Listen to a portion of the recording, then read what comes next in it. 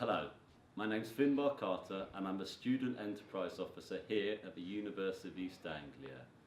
And today in this video I'm going to be introducing you to one of the tools we use in part of the Lean Startup thinking. It's called the Business Model Canvas.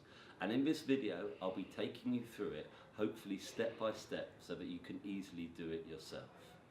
So, before we start, let's talk about some of the fundamental rules with the canvas. We do not write on the canvas, we write on post-its, and you will need post-its of various colours to do this activity. This is a canvas, so we're not trying to get a finished product. Think of the Mona Lisa, it just started with a few scratches on a page, and this is where we're starting initially. The tool is to help you get your ideas out of your head, but to make it easier for others, make it simple. Don't write too many words on each canvas, make it clear, simple and stupid, so that anyone could understand your canvas. Now when you're doing, you'll have lots of thoughts that you don't put down. I want you to get everything down as quickly as possible. It doesn't matter with the first draft, because with post-its we can move, we can change, we can add and we can take off, and then we can improve the words we put on it over time. Now the other rule is we try and do this quickly. Don't think too much, it's a draft, so get it down on paper. Okay, in today's session I'm going to be exploring what I do, but the canvas can be used to explore projects, business ideas, new services. It can be used for research. Any project you have where you've got a thought and you want to make it into something. So for today's example, we'll look at what I do. So I help run Student Enterprise here at UEA, and there's two halves. One is we help students who don't know what they want to do become better at themselves, develop their skills, knowledge, contacts. And the other side is helping those students who've got an idea and they want to start either a business, social enterprise or become a freelancer. So in this canvas we'll explore what we do and for who. As we say, the 9 simple blocks will take us through everything I, as a business advisor, need to know about my student's idea. Every business needs customers, so we start on the right hand side with the customer segments. Now I could segment my customers in all sorts of ways. I could talk about undergraduates, masters and postgraduate students.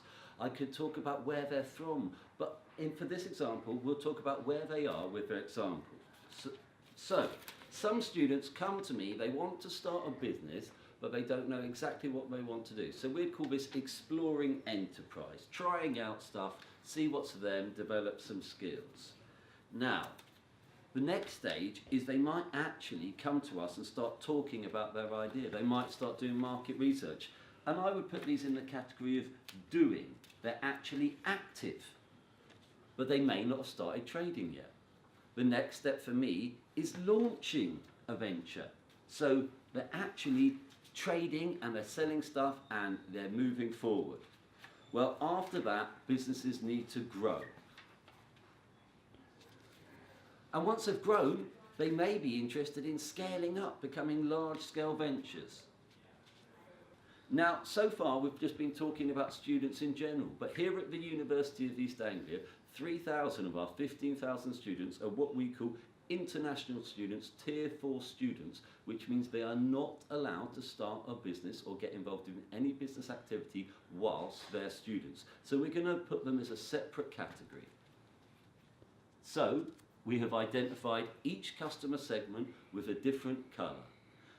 Rather than pretending all of our students are the same, we need to know what their wants and needs are so we can work out what services and support they need. So then we go to the centre, which we call the value proposition. For me, this is like the wrapping paper. Depending on who you're buying a present for, you might buy exactly the same set of pens, but depending on who it's for, you'll need to give them different wrapping paper to make it right for them.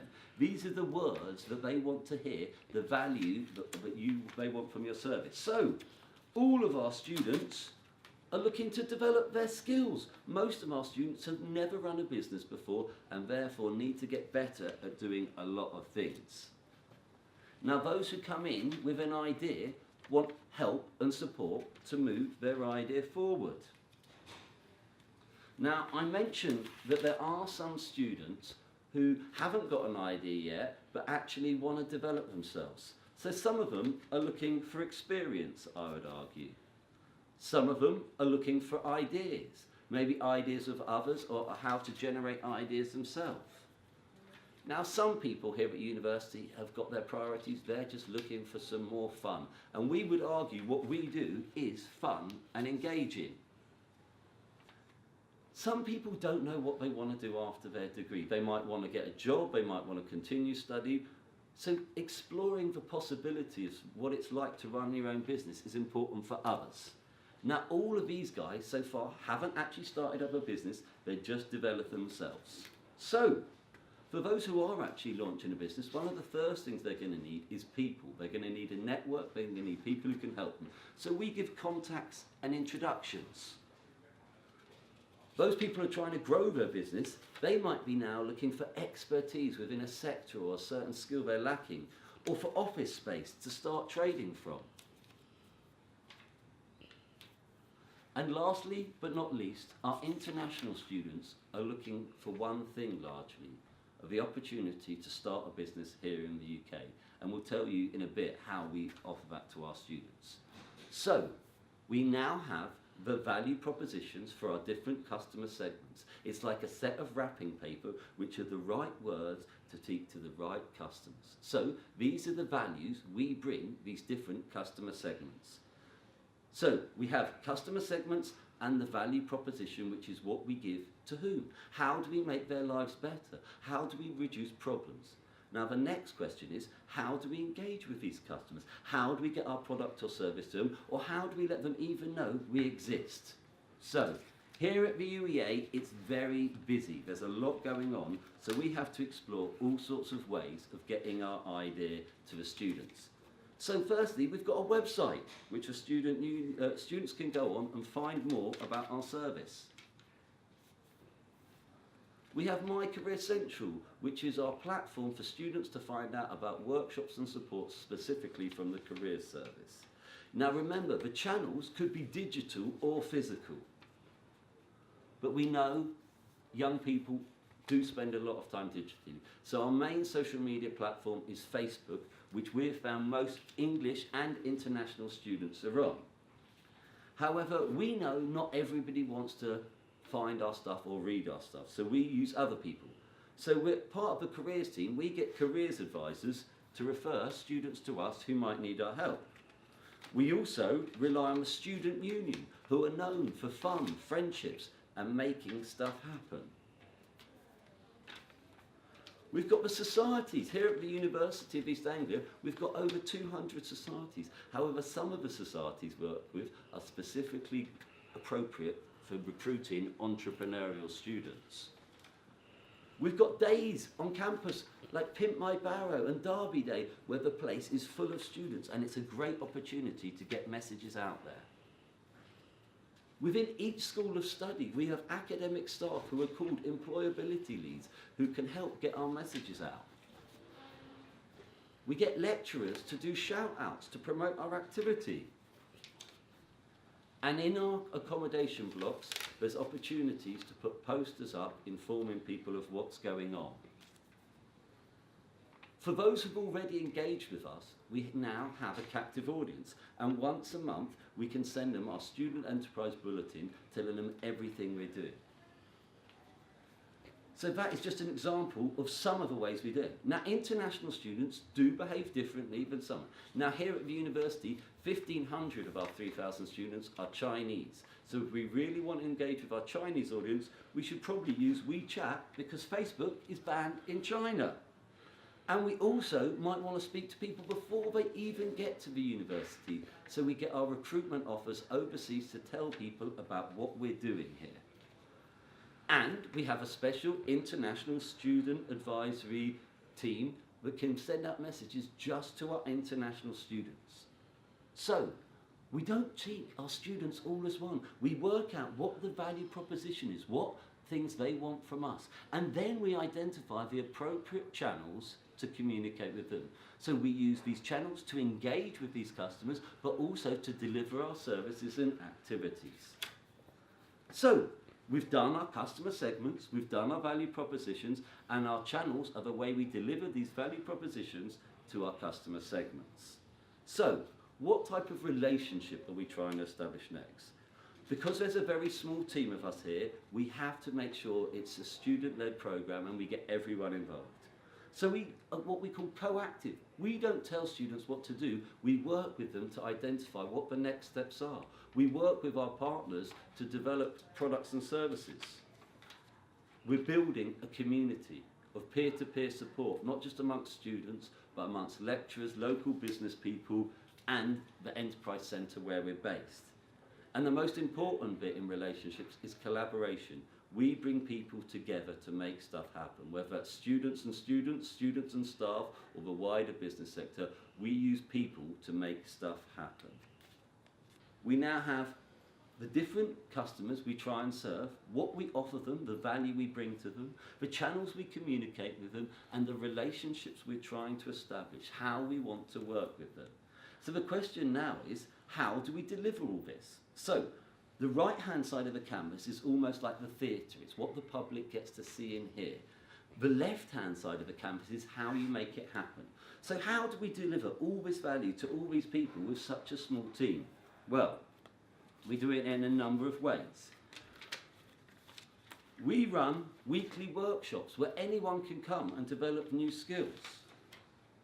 We run competitions and promote others where they can get experience, prizes, and something for their CV. The student union have a space where students can sell their products and services and test their idea.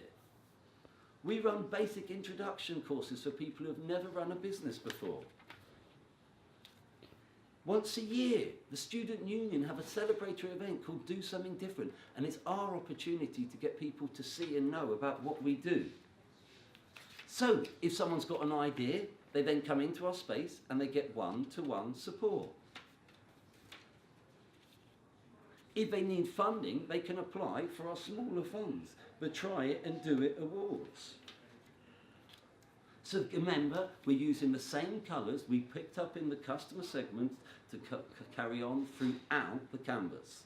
For those people who are serious, we have an office where we can allow out-of-hour access so they can work on their business at the right time for them. We also have much larger funds, not just grants, but investment. And we've got a new competition starting where the winner will win £25,000 for their idea.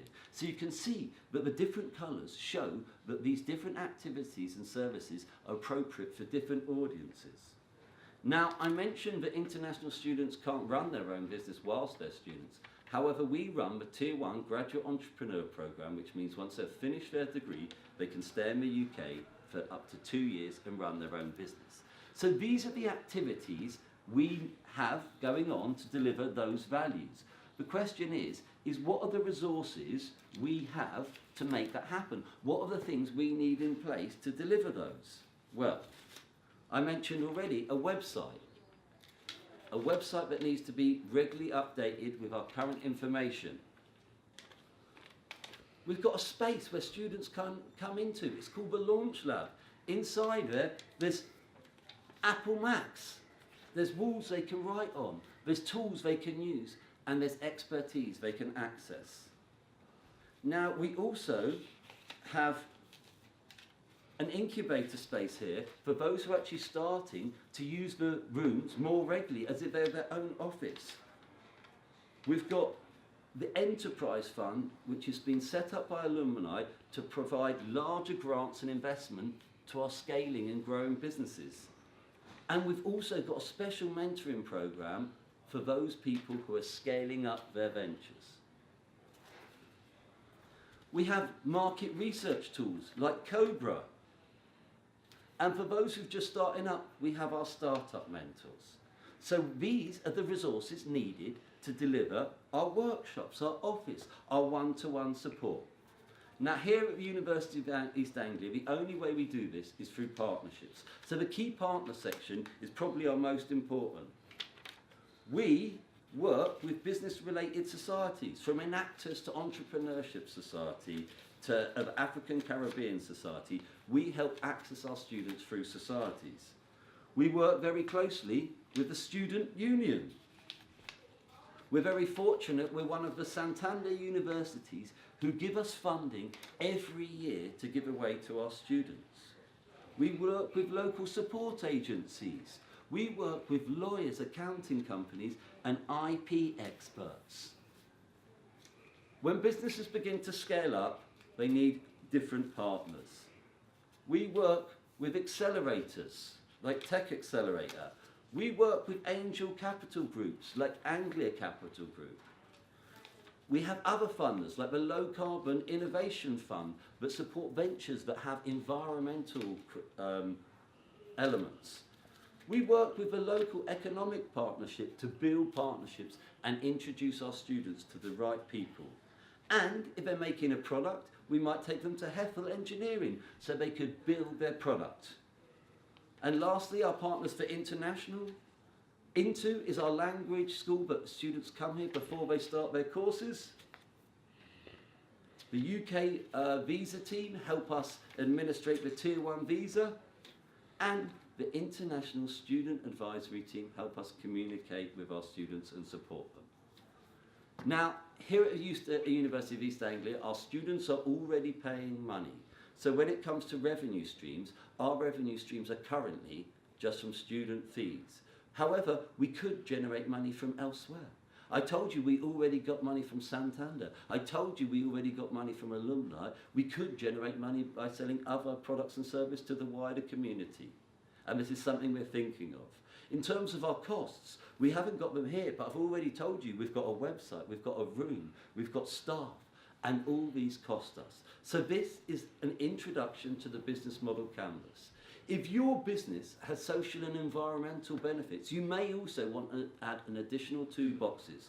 Under revenue stream, you might want to add social and environmental gains, and under costs, you might want to add social and environmental costs. But you don't have to. Keep with the 9 boxes, run it through quickly, and remember, have fun, don't worry too much, keep it simple and stupid, and remember, it's just a canvas, it's a first draft. So you can see the business model canvas allows you to explain often complex services and support in a simple way that anyone can understand. We now have a series of different colour post-its so we can understand the different ways we're engaging with our different customer segments, what we want to offer them, how we're going to communicate it, and how we're going to get it to them. Now, I said we're not going to look at money on this one canvas, but your canvas will have to have income in, or otherwise it won't be a business. Have fun with the canvas, and we look forward to seeing you soon.